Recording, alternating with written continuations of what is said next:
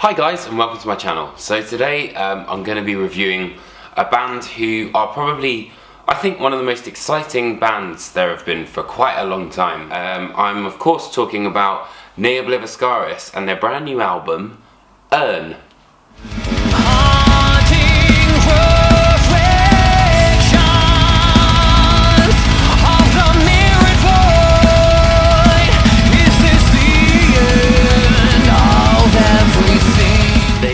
Return with Earn, their brand new album, and well, I mean, what do you think I'm going to say? It's absolutely magnificent. I was trying to kind of figure out how I would sort of talk about it for the review, and I think the best way I can describe it is like three parts to it.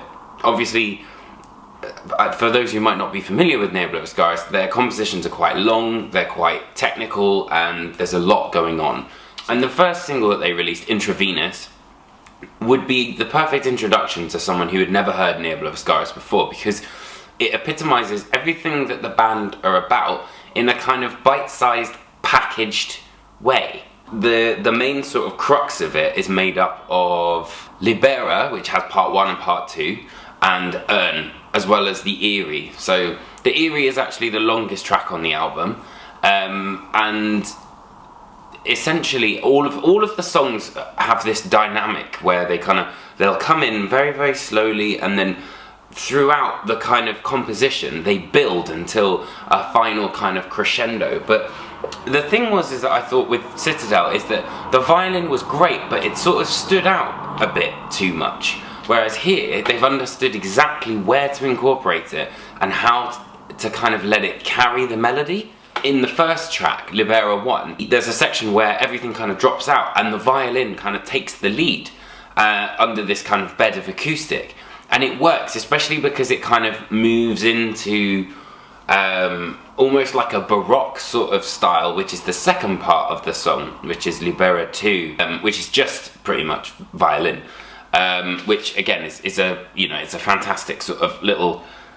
It's almost like a little soliloquy if you want to get like really kind of whoa about it, but it just works. So, you know, I think that a prime example of just how much this band have improved is with Tim Charles's vocals.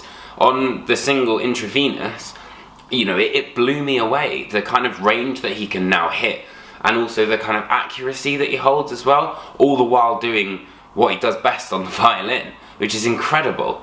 Well, talking about it as though it was kind of like an act, you've got your middle bit, which is Intravenous and Eerie. So Eerie is the longest track on the album, and it's got this sort of like stabby kind of riff,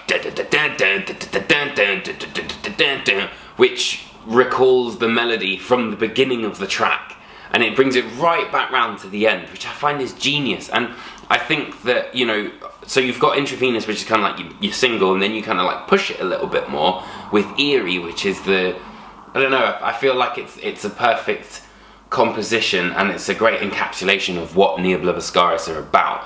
But moving into the third act, which I think is kind of like the most interesting, is the Earn suites. So these two kind of like, they really ramp up the sort of weirdness. This bass line where it's like down, down, down, down, down, down, and then coupled with Zen's kind of like kind of lyrics, it just makes you feel as though you're sort of like tumbling down this weird rabbit hole, and it's brilliant, you know, because it's theatrical, but it's not like overly ostentatious and taking the piss, like being too proggy. And I feel like that's one of the biggest things that Obliviscaris have learned in this new record, is they kind of trimmed the fat. And I also think that the way that the songs were placed is a big deal as well.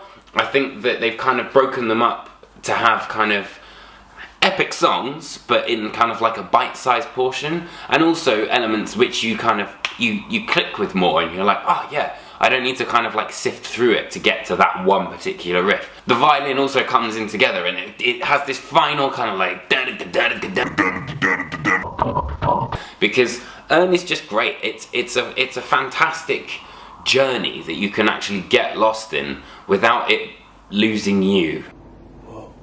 You know, it's not like, oh, it's just Citadel 2. It's totally different. It's a lot darker, it's a lot moodier, and it's more streamlined. This idea of duality, you know, it's kind of like like I said, it's the act 1, 2 and 3, and it's kind of like you've got a beginning and a middle and an end of a story. So if you like this review, please give me a thumbs up and a like, and make sure you subscribe. Tell me in the comments section if I missed anything, if there's anything you'd like me to cover, please let me know, and I'll do my best to make sure that I can. Thanks for watching, and I'll hopefully see you on the next one. Thanks, bye.